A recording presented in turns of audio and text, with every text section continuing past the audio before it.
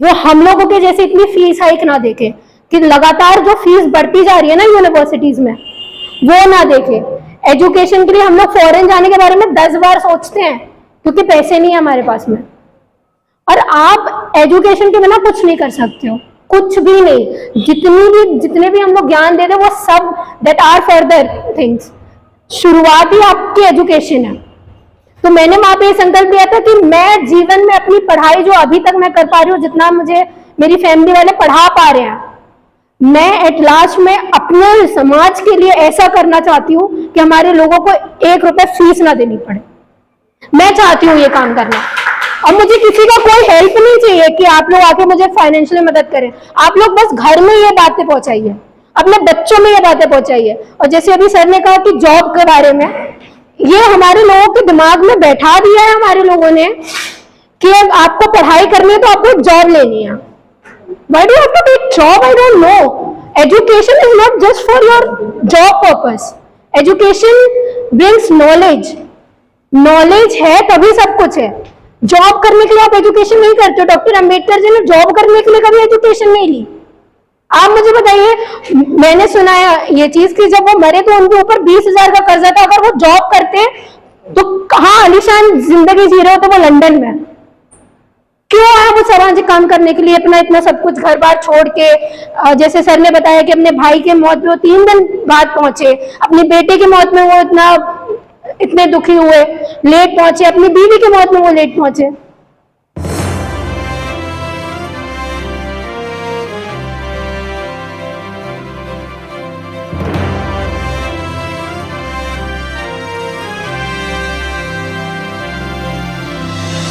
आप सभी को जय भीम।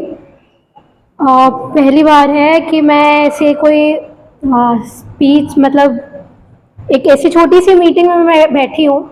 और वैसे होना मुझे पता चला कि बाद में होना बहुत वास्ट लेवल पे है, but I want to be in core committee कि मैं सुन पाऊँ। स्पेशली जब मुझे पता चला कि सर अपनी स्पीच देने वाले हैं, वो बताने वाले हैं, तो बहुत कुछ मैंने सर के बारे में भी सुना था। तो आज पहली बार मैंने उनको सुना तो बहुत अच्छा लगा। खैर बाकी सारी बातें तो बाद में होंगी। अभी मैं सुन रही थी सबको, सबने बताया कि सर ने भी जैसे बताया कि मौत एक ऐसी चीज़ है जो होनी है और वो तय है, हो के रहेगी। वो ना मैं रोक सकती हूँ ना कोई रोक सकता है। और वो आप लोगों को जैसे पता होगा तथागत के टाइम में, मतलब एक ऐसा सीन हुआ था उनके साथ में कि उनके पास में एक महिला आई थी, उन्होंने अपने बेटे की बॉडी लाई थी। उन्होंने बोला था अगर आप इतने ताकतवर हैं तो आप मेरे बेटे को जिंदा करके बताएं। तो गौतम बुद्ध जी ने एक बहुत प्यारी सी बात कही थी कि मैं एक शर्त पे आपके बेटे को जीवित कर सकता हूँ। आप एक बार सारे यहाँ पे जितने भी लोग रहते हैं सबके घर में जाइए और कोई भी एक ऐसा घर जहाँ पे किसी की भी मौत ना हुई हो वो ढूंढ के ला दीजिए, उसके बाद मैं जीवित कर दूंगा। वो गई महिला, देखा सबके घर में, और फिर जब वो आई वापस की, उन्होंने बोला कि ऐसा तो कोई भी घर मुझे नहीं मिला। तो गौतम बुद्ध जी ने ये बात कही थी कि मौत को ना मैं रोक सकता हूँ ना कोई रोक सकता है। मौत निश्चित है, वो होनी है और वो होके रहेगी। तो किसी भगवान के हाथ में नहीं है या किसी इंसान के हाथ में नहीं है मौत।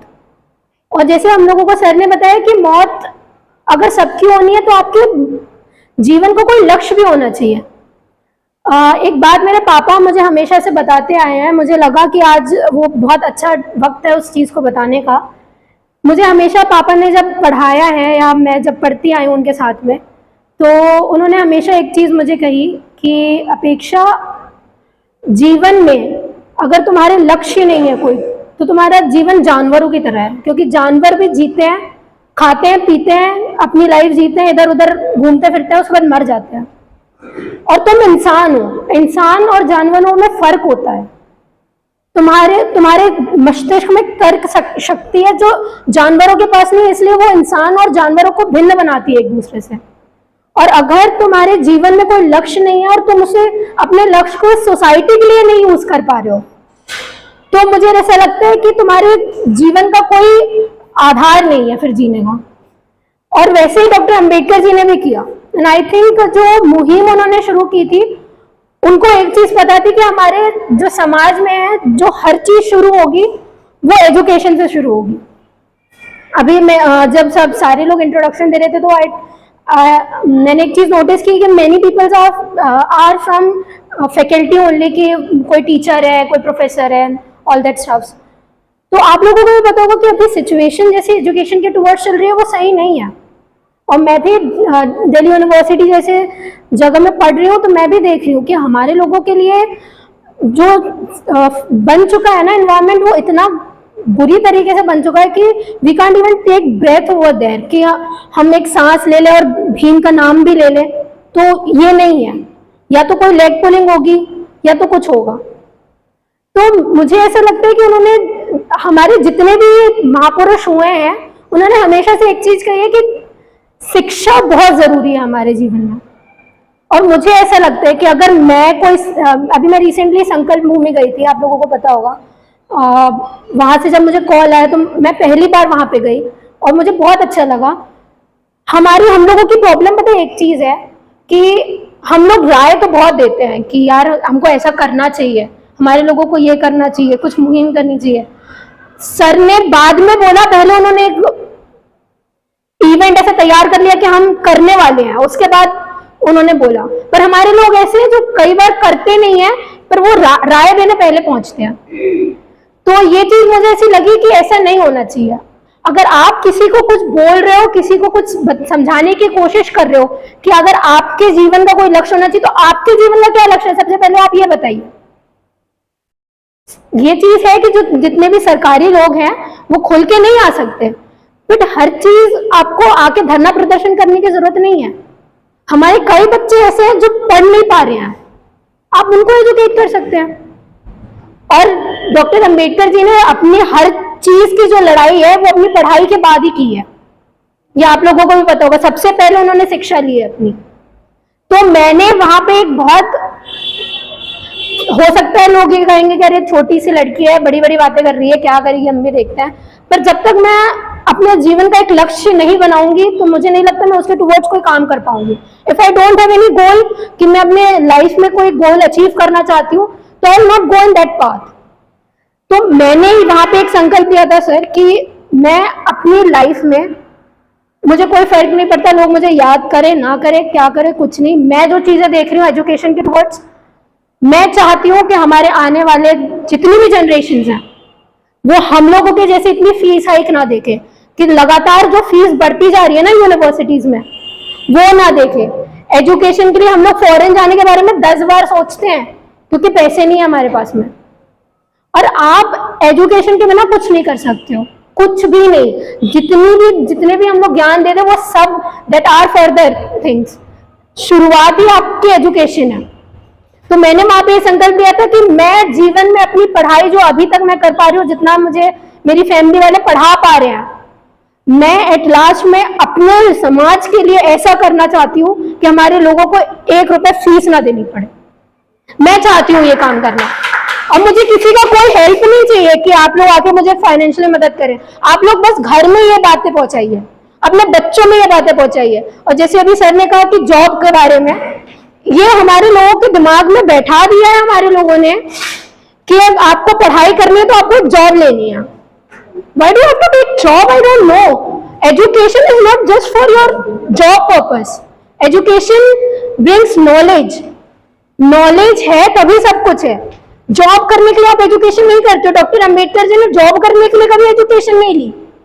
आप मुझे बताइए, मैंने सुना है ये चीज कि जब वो मरे तो उनके ऊपर 20,000 का कर्जा था। अगर वो जॉब करते तो कहाँ आलीशान जिंदगी जी रहे हो, तो वो लंदन में।